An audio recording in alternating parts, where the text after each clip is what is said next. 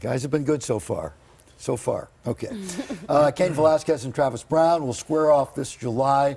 Both are taking part in UFC 200. And I'll never forget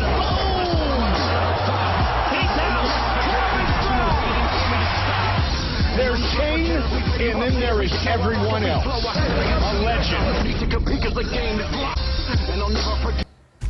Whoa. All right. Okay. Wow. Hi, guys. Hi. There's Cain, and then there's everyone else. There's not much space. How does that make you feel? Well, there's the problem is you're Cain.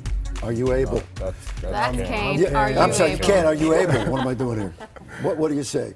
Sure. Right. Sure? Okay. Is it odd for the two of you to be sitting here like this, knowing you're going to fight each other?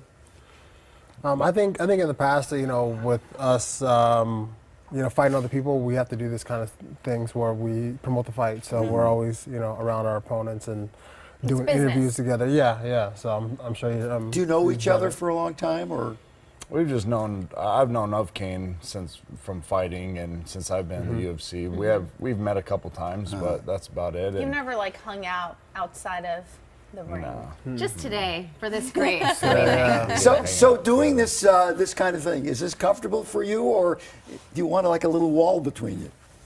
For me, I'm fine. It's a competition. I grew up competing my entire life. I don't have to, hate the person that I'm fighting. I'm gonna go out there. I'm gonna push myself to the limit and try to come out on top come fight night. So. Do you have to build up a real animosity? No. I mean, again, it's the same thing.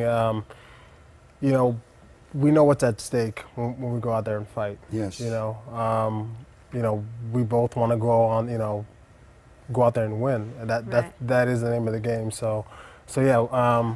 All that aside, this is a sport. This is our job. We want to go out there and win. So Is that's what it comes there a down to. brotherhood in a way in this community that you have?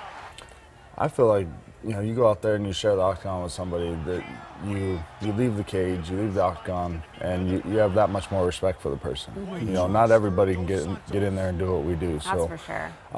You have to respect the other fighters that the guys that you go up against, guys that even run their mouth, talk a little trash or something. At the end of the day, a lot of times it's kind of squashed. You gotta respect each other. Travis, are the two of you going to have a moment at the big press conference where you go after each other?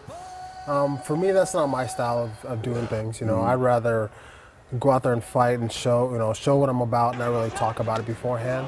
But there are fighters out there that do that. They have the gift of gab that can talk before the fight, that build it up. Right, Let me ask you, what is going on in UFC? Every time something's built up, there's an upset.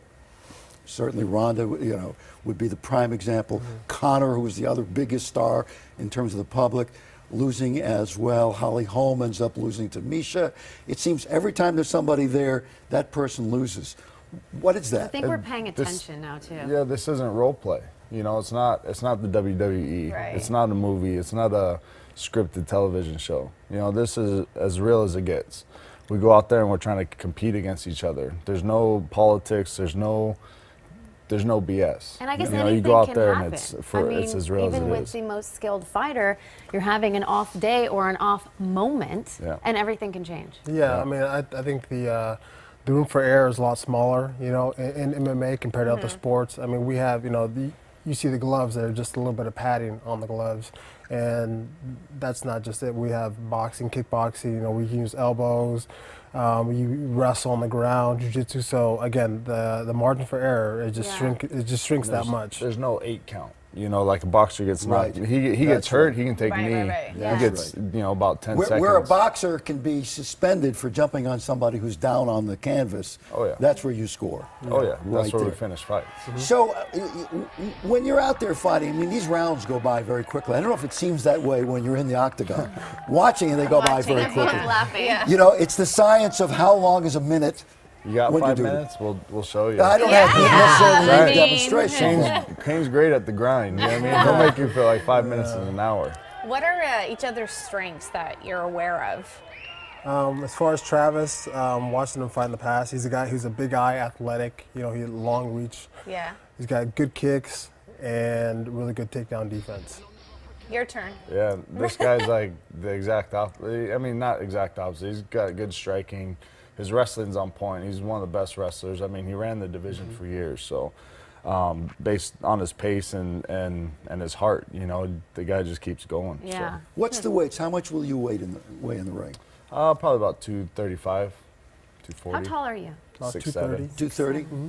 How tall are you? 6'7". 6'7". Wow. And how tall are you, Cain? 6'1" and a half. You know, Now I have to do that. You shouldn't have to do that. 5'1.5". no, I love the idea. It's kind of like NBA basketball. You're 6'1", you're kind of short, right?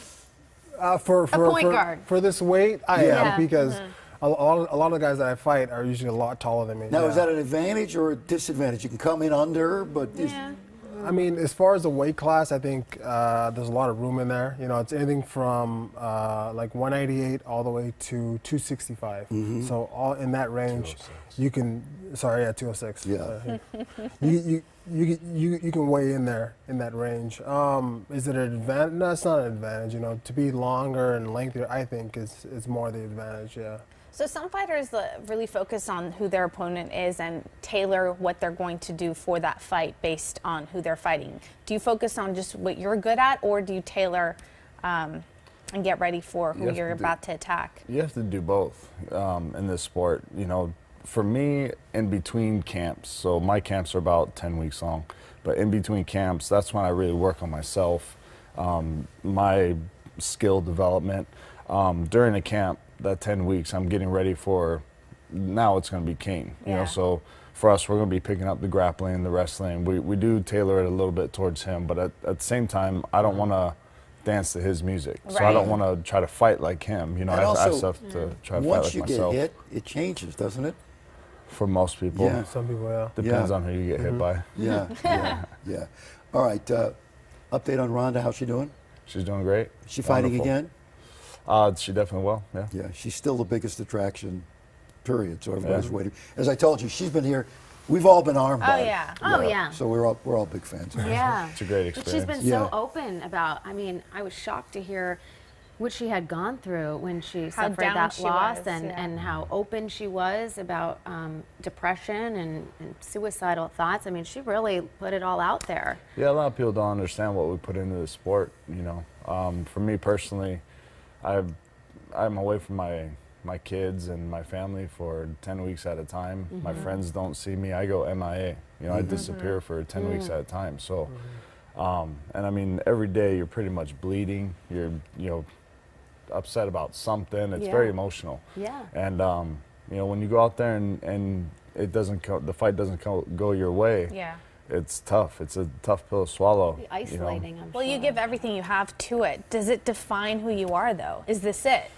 What, fighting? No, not for me. And that's one of the things that I've had to, unfortunately, you know, I've suffered a couple losses, and they don't get any easier. I like to say that I'm okay with being a sore loser. You know, I deserve to. I work my butt off in this sport. You know, so if it doesn't go my way, I get a little depressed. You know, I go hide in a hole for a month, and you know, then eventually start making my way out.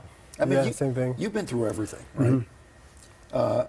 Your mental status, after you lose a fight, what is that like? It's both positive and negative. You know, I think for me, for competing for so long in wrestling, I wrestled in high school and college, and you know, the season of wrestling is so long that you have so many matches that you really don't go undefeated, you know, in a whole year. So in losing a fight, yeah, it's definitely a bummer. You know, you're definitely, you know, depressed and everything else, but also you just try to get the best thing from it. You know, look at the film. What did you do wrong? Yeah. What can you improve on for the next fight? And Perfection. that's what you do. Yeah. Well, thanks, guys. Shake hands, guys. Good Come on, I luck. want to see you shake hands. There you go. All right. I know you've got work to do. All right, UFC 200 happening Saturday, July 9th. By the way, we just got word that Dana White said that Conor will not be fighting in the next. It was up in the air again. He's not going to be back there. Saturday, July 9th at T-Mobile Arena in Vegas. Tickets go on sale Friday. Pleasure to meet both of you guys. Thank you, Thank you. guys. Good luck. Thank you very, very much.